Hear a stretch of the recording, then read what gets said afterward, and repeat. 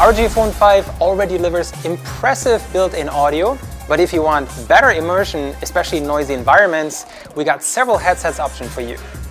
First up, our ROG Cetra 2 active noise cancelling in-ear headphones. I really like this cool lightweight case they come with, which help to keep them clean and tidy.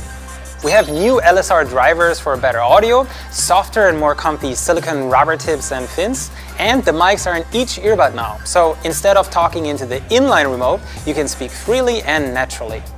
There's a convenient ANC ambient mode for when you do want to hear other people for a quick chat, without having to pull the earbuds out of your ears.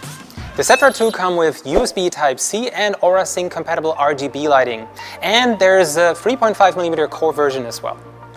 I actually just bought a wireless ROG Strix Go 2.4, but I can't believe right now there's a Bluetooth version. I'm really excited for this one.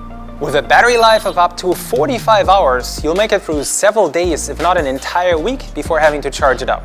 It has 3 active noise cancelling modes, plus our AI Noise-Canceling mic tech, so it's perfect for calls as well. It also works with a 3.5mm cable, so you can use it with consoles and pretty much any device, making it very versatile.